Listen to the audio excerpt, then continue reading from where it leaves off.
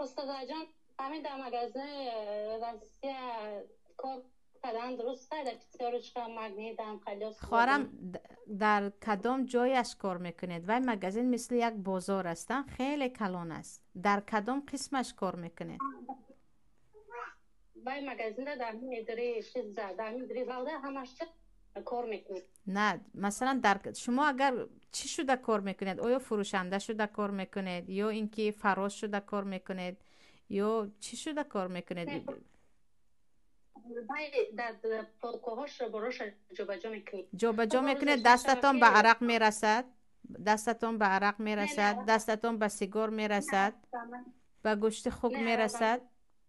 توابط نک کلباسه ها ما شاید رسته.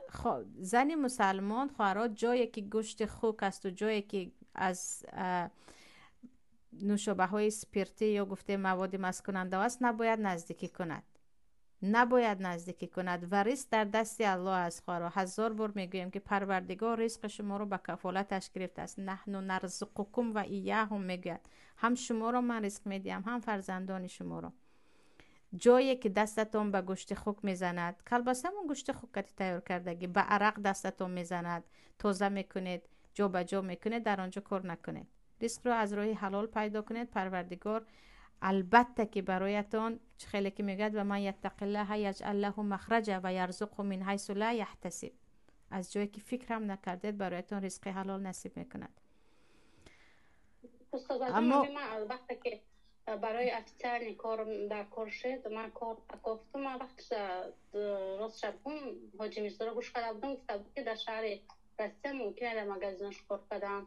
وقت دینه یک در سر ما وجه داخل امیر روز ما وجه در مغازین داخل شدم، که در سرم زد، گفتم به یک سوالتون شما را که ام من شما را صبریه، نگفتم شما ام صبریه مرا پرسید جایی که به چیزی حرام دستتان آلوده می شود، دست اگر گفتید من در یک قسمی میوهش هستم، من فقط میوه جا به جا میکنم، میوه تازه میکنم، میوه میفروشم، بوکه نیست. یا گفتید من در جایی مثلا نان و یعنی چیزهای محصولات های قنادی و اینها هستم، بوکه نیست. اما گفتید نه من به کلبسه خوک هم دستم میزنم، من می آیم به عرق و به اینها هم زیرش پاک میکنم، تازه میکنم، جایز نیست، درست نیست. اگر مصدق کنم بگم که من دانش سوچ نمیکنم دستم میزنم در بکن دیگه می صورت شود، در میتونم اینجا می شود، آره می شود، بریم که به یک بازار کلان است. اگر گفتید که من در اینجا کار میکنم، من همین جاها به دست نزدیکی نمیکنم، در اینجا انشالله بوکه نداره. در اینجا مثل اینکه یک بازار است و شما در جای حلالش کار میکنید. انشالله پروردگار به مردمی تاجیک کار حلال و با برکت نصیب کند.